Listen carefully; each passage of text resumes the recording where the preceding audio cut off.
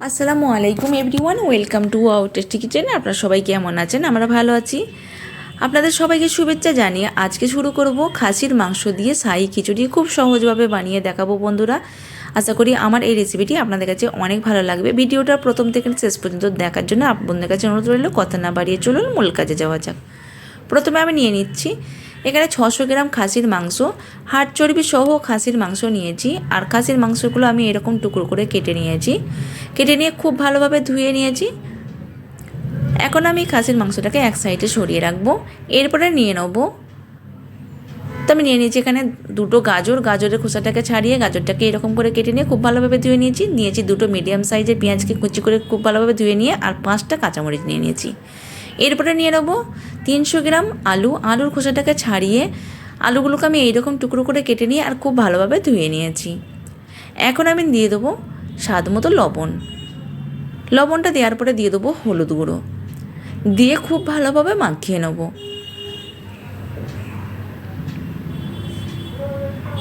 তো খুব ভালোভাবে মাখিয়ে নিয়েছি। এখন আমি এক সাইডে সরিয়ে রাখবো। এরপরে নিয়ে নেব চাল। তো আমি এখানে 700 গ্রাম চাল নিয়েছি। চালটাকে আমি খুব ভালোভাবে ধুয়ে নিয়েছি। ধুয়ে আমি 2 ঘন্টা আগে ভিজিয়ে রেখেছিলাম। চালটা কি সুন্দরভাবে ভিজে গেছে, তো দেখুন আমি একটু কাছ থেকে দেখাচ্ছি। তো দেখুন এখন আমি এক সাইডে সরিয়ে রাখবো। এরপরে নিয়ে নেব 150 গ্রাম ছোলার ডাল। ডালটাকে আমি খুব ভালোভাবে ধুয়ে নিয়েছি। ধুয়ে সঙ্গে একটু পানি নিয়ে নিয়েছি। এখন এই ছোলার ডালটাকে আমি 30 মিনিটের জন্য ভিজিয়ে রাখবো। এখন আমি এক সাইডে সরিয়ে রেখে চুলায় একটা কড়া বসিয়ে দেবো। কড়ার মধ্যে দিয়ে দেবো সয়াবিন তেল। তেলটা খুব ভালোভাবে গরম হয়ে এলে তখন এই আলুগুলো ঢেলে দেবো। তেলটা খুব ভালোভাবে গরম হয়ে গেছে। এখন আমি এক এক করে আলুগুলোকে এই তেলের মধ্যে দিয়ে দেবো। এই পর্যায়ে গ্যাসের ফ্লেমটাকে হাই রেখে এই আলুগুলোকে ভেজে নেব।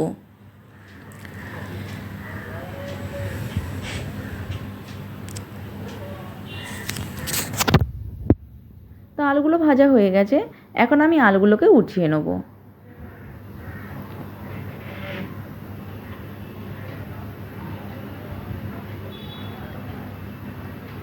তো আমি সব আলুগুলোকে উঠিয়ে নিয়েছি।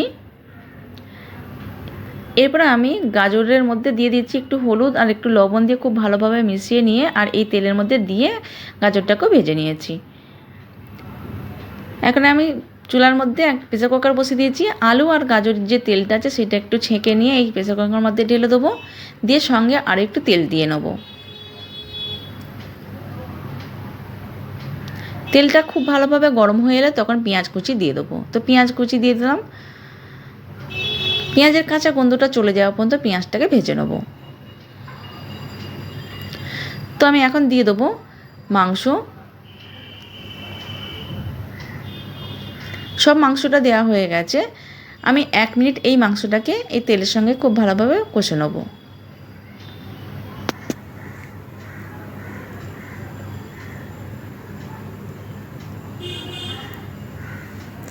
এক মিনিট কষে নিয়েছি। এখন আমি দিয়ে দেবো স্বাদ মতো লবণ।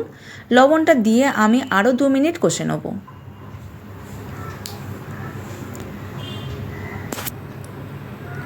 তো 2 মিনিট কষে নিয়েছি। এখন দিয়ে দেবো হলুদ গুঁড়ো।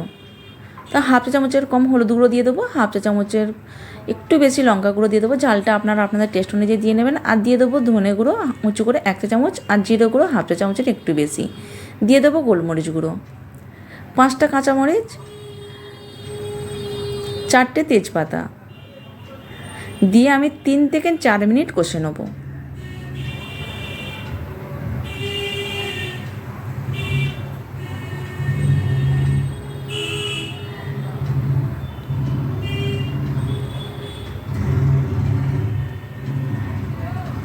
চার মিনিট কষে নিয়েছি। আমি এখন একটু পানি দিয়ে নেব।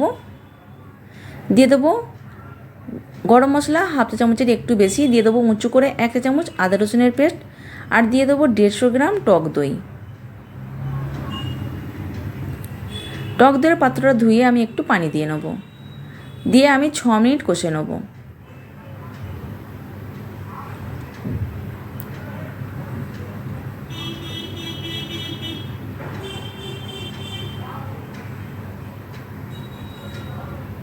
তো আমি 7 মিনিট কষে নিয়েছি। এখন আমি একটু পানি দিয়ে নেব। দিয়ে খুব ভালোভাবে মিশিয়ে নেব। তো খুব ভালোভাবে মিশিয়ে নিয়েছি। এখন ঢাকনা চাপা দিয়ে 3টে সিটি দিয়ে নেব।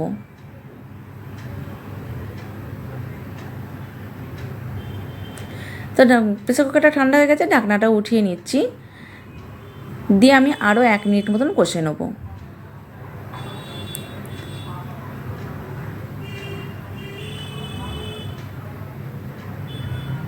তো 1 মিনিট কষে নিয়েছি, আমি এই হাঁড়ির মধ্যে ঢেলে নিচ্ছি। তো মাংসটা আমি এই হাঁড়ির মধ্যে ঢেলে নিয়েছি। এখন আমি চালগুলো যে আগে থেকে নিয়ে ভিজিয়ে রেখেছিলাম সেই চালগুলো ঢেলে দেবো, দিয়ে আমি চালটাকে খুব ভালোভাবে কষে নেব।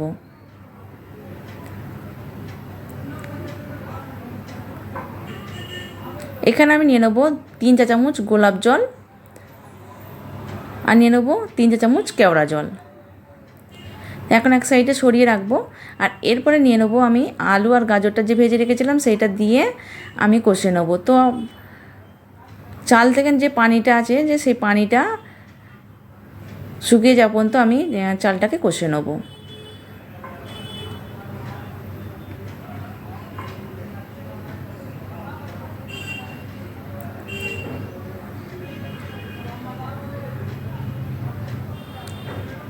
এখন আমি দিয়ে দেবো ছোলার ডাল। ছোলার ডালটা দিয়েও আমি আবারও কষে নেবো। চাল আর মাংস থেকে যে পানিটা আছে সেটা চলে যাওয়া পর্যন্ত আমি কষে নিয়েছি। এখন আমি দিয়ে দেবো পরিমাণ মতন পানি। তো এখানে যে কেওড়া জল আর গোলাপ জল নিয়েছিলাম সেটা আমি দিয়ে দিলাম, আর দিয়ে দেবো মেটে আতর। আমি 3 থেকে 4 ফোঁটা মেটে আতর দিয়ে নেবো। এখানে আমি একটু উপরে একটু আটাকে আমি আগে ছেনে নিয়েছিলাম, ছেনে এরকম করে গায়ে মাখিয়ে নিয়ে আমি দিয়ে দিচ্ছি। তো দিয়ে নিয়েছি, তো দেখুন, দেখতেই পাচ্ছেন। আর আমি এরপর ঢাকনা বন্ধ করে দিয়ে 1 থেকে 2 ঘন্টার জন্য দমে দিয়ে রাখবো। 2 ঘন্টা পর আমি ফিরে আসব। 2 ঘন্টা পর ফিরে এলাম। তো এখন খুব গরম, তো আমি একটু খুন্তির সাহায্যে আমি ঢাকনাটাকে উঠিয়ে নেব।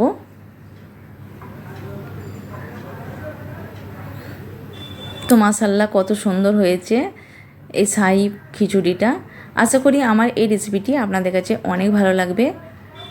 আপনাদের কাছে আমার এই রেসিপিটি আপনাদের কাছে কেমন লেগেছে অবশ্যই জানাবেন। তো বন্ধুদের কাছে অনুরোধ রইল, ভিডিওটা আমার ওয়াও টেস্টি কিচেন শর্ট চ্যানেলটা আপনারা সহযোগিতা করবেন, পাশে থাকবেন। তো আমি পরিবেশনের জন্য আমি একটা প্লেটে উঠিয়ে নেব। তো পরিবেশনের জন্য আমি এই প্লেটটা নিয়ে নিয়েছি। তো খুব সহজভাবে কিন্তু এই শাহী খিচুড়িটা বানিয়ে দেখালাম, আশা করি খুবই ভালো লাগবে।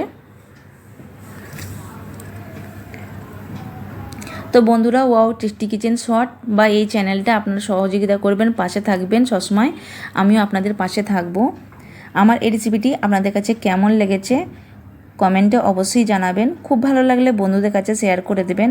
আরও নতুন কোনো ভিডিও নিয়ে চলে আসব, ততক্ষণ আপনারা আমার চ্যানেলটি সাবস্ক্রাইব করে আমার চ্যানেলের সঙ্গে থাকবেন।